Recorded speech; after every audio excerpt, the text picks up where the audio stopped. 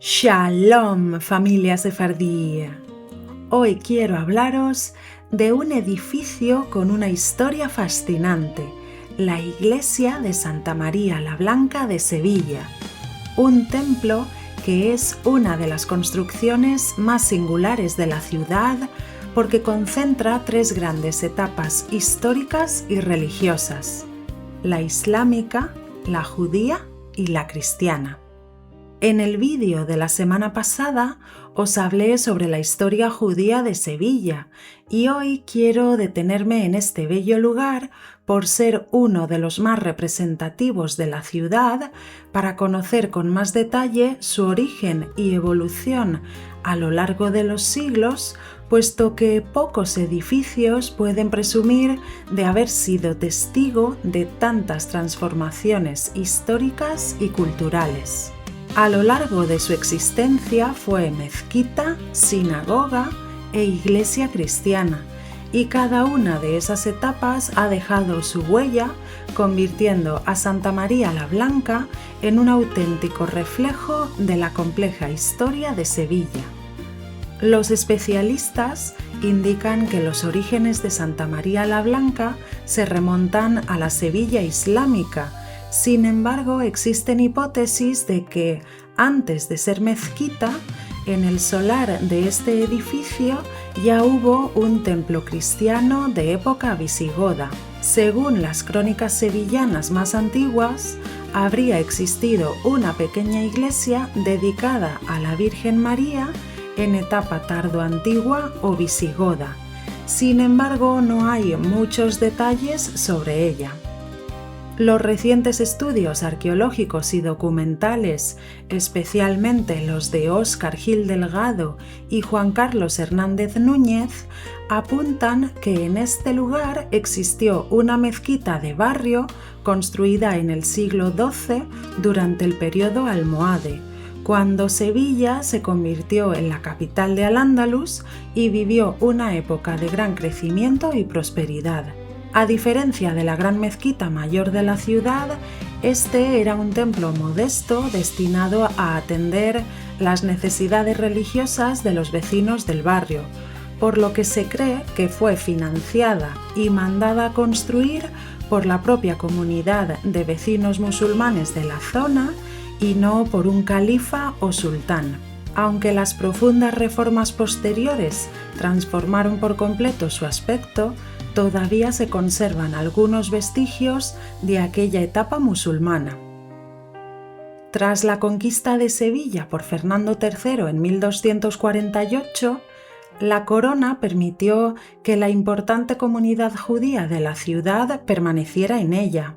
En aquellos años, la aljama sevillana era una de las más relevantes de la corona de Castilla, formada por comerciantes, médicos, artesanos y financieros que desempeñaban un papel fundamental en la vida económica de la ciudad. Poco después de la conquista, en 1252, Alfonso X concedió a la comunidad judía 3 antiguas mezquitas para que fueran transformadas en sinagogas. Las investigaciones arqueológicas indican que este edificio fue ampliado y adaptado a las necesidades del culto hebreo, modificando su orientación y creando un espacio adecuado para la oración comunitaria. Durante más de un siglo, entre 1252 y 1391, este lugar fue la sinagoga mayor o el corazón espiritual del judaísmo sevillano.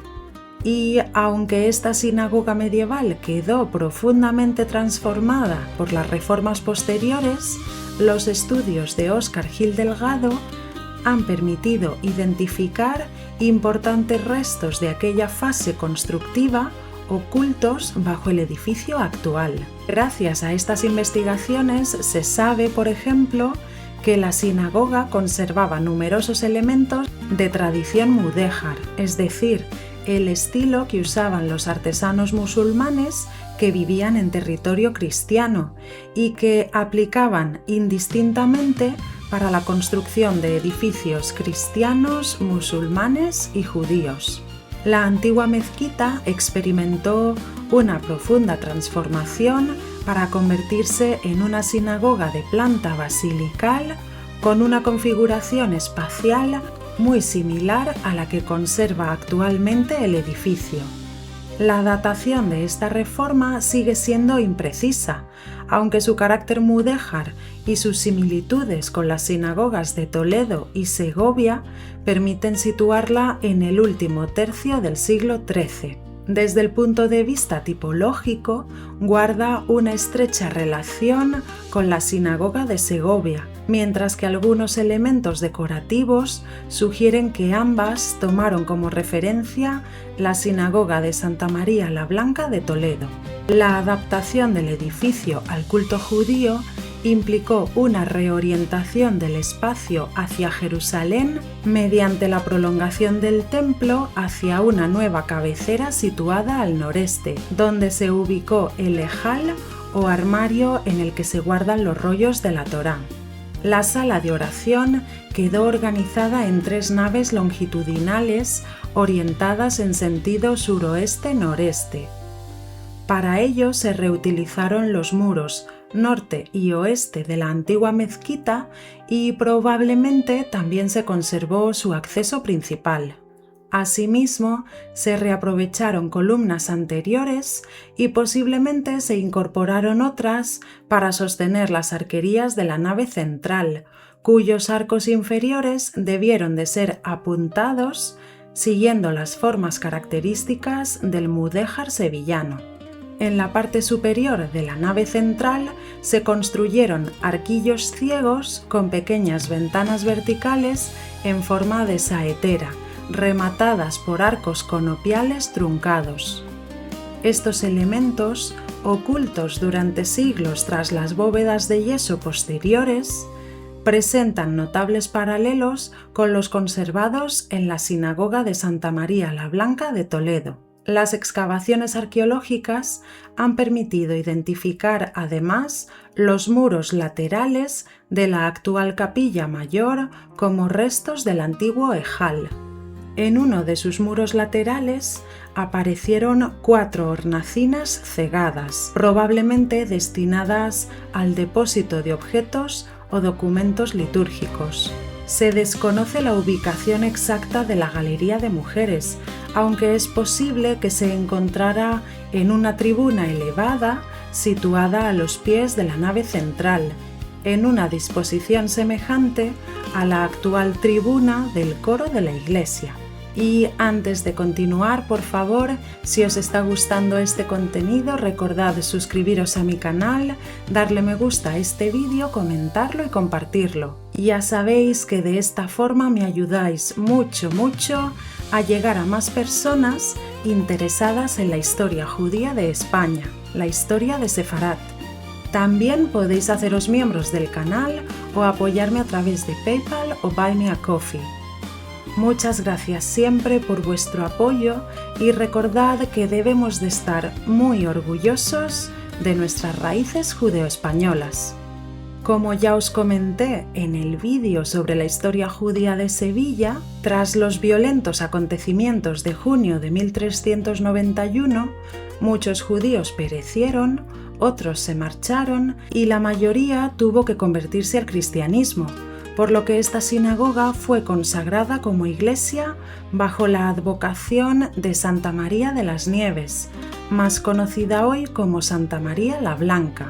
El origen de su nombre se remonta a una antigua tradición romana, según la cual la Virgen señaló el lugar donde debía construirse un templo, haciendo caer una nevada milagrosa en pleno mes de agosto.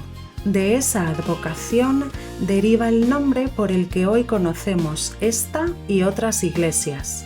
A partir de entonces comenzó una nueva etapa cristiana, aunque durante siglos el edificio siguió conservando numerosas huellas de sus fases anteriores. Durante los siglos XV y XVI, el edificio fue adaptándose progresivamente a sus nuevas funciones religiosas. De esta etapa procede la portada gótica que todavía puede contemplarse en la fachada principal, uno de los pocos elementos visibles que conectan directamente con la transición entre la antigua sinagoga y la iglesia cristiana. Se cree que la conversión de la sinagoga en iglesia requirió relativamente pocas modificaciones, ya que la orientación del edificio y su planta basilical de 3 naves resultaban compatibles con las necesidades del culto cristiano. Las principales intervenciones consistieron en eliminar los elementos propios del ritual judío. Se tabicaron las hornacinas vinculadas al arca de la Torá y se instaló el altar cristiano en la cabecera. También es probable que se ampliara el arco que separaba la nave del presbiterio para aumentar la amplitud visual del espacio.